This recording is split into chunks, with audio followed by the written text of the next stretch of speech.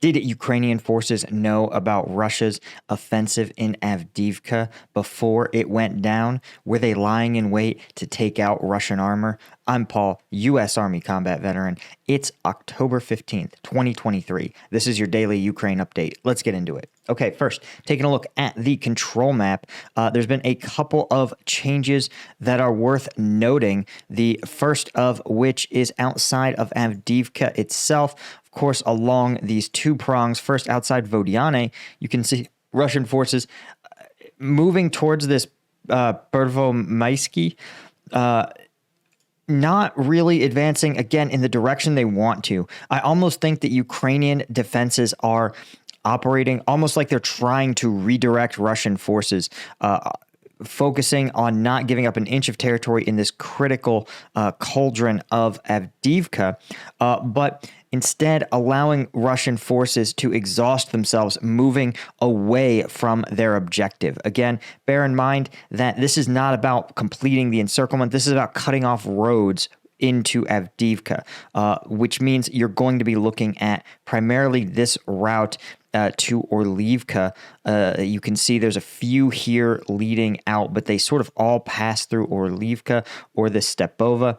And so by directing Russian forces to the southwest and to the northwest, they're moving them away and inflicting, by all accounts, tremendous casualties in the process.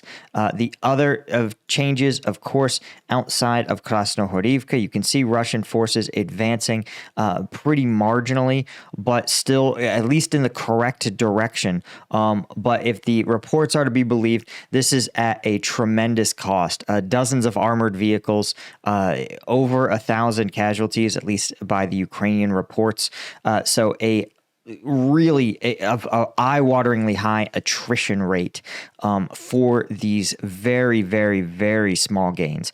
Doesn't mean Russia can't do it right. These are the sort of daily gains we saw in Bakhmut, and Russia proved able to compound them into a proper offensive.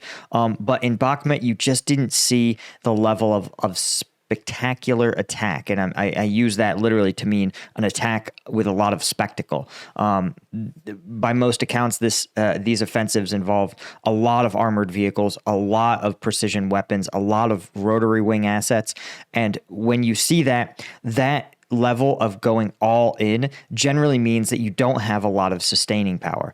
It's sort of like a sprinter, where a sprinter can either run 100 meters as fast as possible or run a marathon at a very specific pace. And what in Bakhmut, it looked like a marathon of fighting where you would just every day see marginal gains. But this seems more like a sprint. Lots of military power expended up front, and it's not clear that there's anything on the back end. The only other noteworthy change, and I use noteworthy in quotations here, is actually outside Orlianka.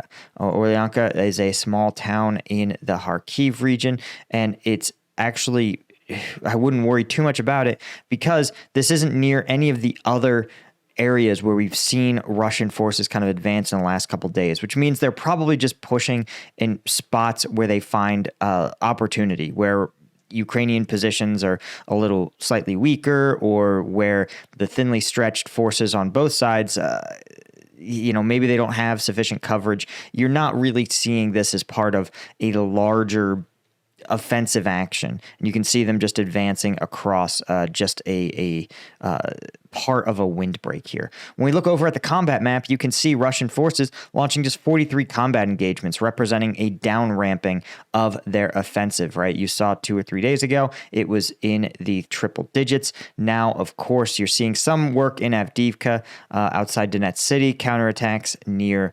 Robtina, and some of these intermittent attacks across the Kharkiv region. But all in all, this is normal Russian operational tempo. This doesn't reflect any sort of major offensive push or action or anything like that. Guys, If you know me, you know when I was in Afghanistan, I used to have to carry around these energy drinks called Rippets. They were super gross. But they were the only way I could get caffeine while on patrol. But imagine drinking an energy drink in 130-degree temperatures in the Afghan desert in the summer. It was like a visceral experience. In fact, it was so it stuck with me so much that when I finally decided I wanted to launch something of my own, instead of just being sponsored by other people's products, I took that inspiration to make Strike Gum. Strike Gum is the first energy gum with 90 milligrams of caffeine in every single piece and 100 milligrams of alpha GPC for cognitive focus. It's made in the USA with a manufacturer out in Denver, and working with them, we were able to come up with a formulation that has all the caffeine of an energy drink and just 0 sugar and 5 calories. So if you are interested in picking some up, you can go to strikegum.com.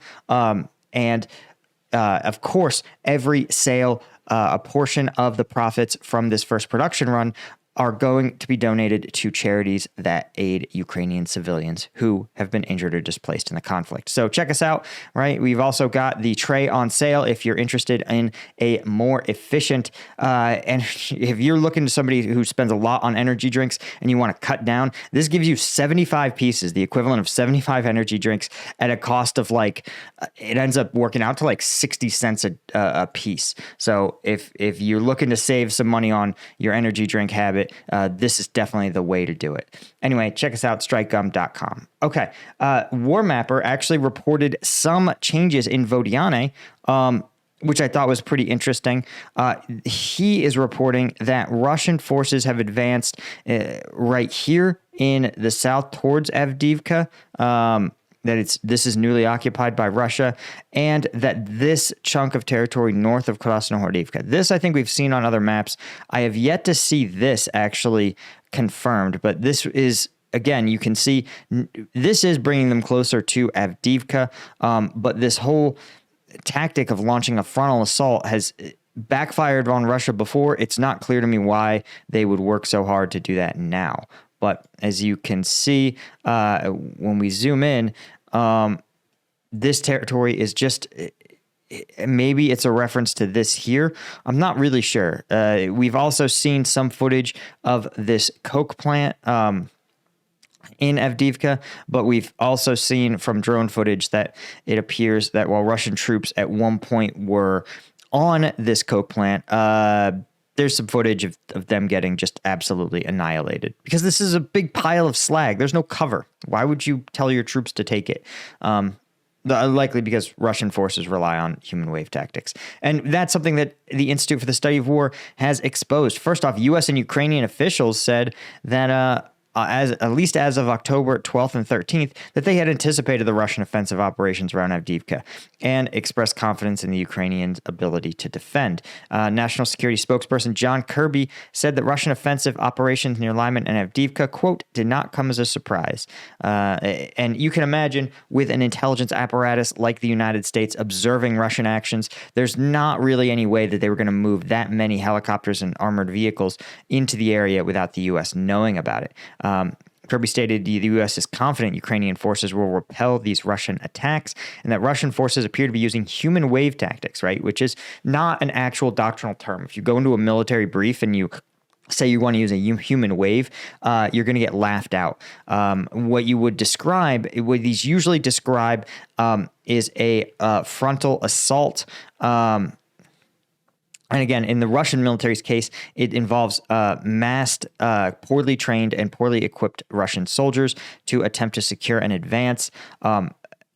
Again, what they're not acknowledging here, ISW, is that advance is prepared using indirect fire assets. Mortars, tanks, thermobaric rockets will smash a position, and then this low-skill infantry will advance behind that wall of steel. The idea is that they don't need to be well-trained or well-equipped because the artillery does the hard work. Now, obviously, we see how that has gone as the war's gone on. Ukrainian forces and Russian forces, frankly, have become much more adept at digging defensive positions, preventing the other side from dislodging them, meaning that artillery is losing effectiveness as this war goes on. But when you have such poorly trained troops who actually have to do the hard work of digging out Ukrainians from their dug-in defensive positions, it's going to go exactly how this went. Not well. Right. Anyway, the Ukrainian Intelligence Directorate also said that as of October 12th, Ukrainian forces knew about and prepared for the Russian attack. And he argues that the Russian forces didn't have sufficient reserves to attack along the entire front line, which is, well, no duh, but only in certain sectors, right? Yeah, of course. Like we talked about, this was a concentration, hard hit within the area of Avdiivka. Several Russian mill bloggers also saying the Ukrainian mines are slowing Russian advances near Avdiivka, which, of course, is not surprising to any of us who know that seeing Russians walk into minefields is, of course, the definition of irony, especially given that their major offensive has failed even more massively in the face of Ukrainian mining operations. So anyway, that's really all I had for you guys. I guess the only other thing that's worth noting is that the U.S. has come out and said North Korea has delivered around 1,000 containers of equipment and munitions to the Russians for the war. There are some stories coming out of the front lines where Russian troops are saying that a lot of these North Korean shells, for example, are duds, that the equipment is old and poorly maintained, which is, of course, completely par for the course for North Korea. But what else can you expect from when you're desperate like Russia is? You reach out to all kinds of shady allies. Anyway, that's all I had, guys. Thank you so much to the Colonel tier members at combatvetnews.com. Thank you so much to our Lieutenant tier members. Be sure to hit like on this video, hit subscribe. Thank you to all the members of Combat Vet News. I really couldn't do this without you guys. Thank you so much, and I'll see you in the next one. Cheers.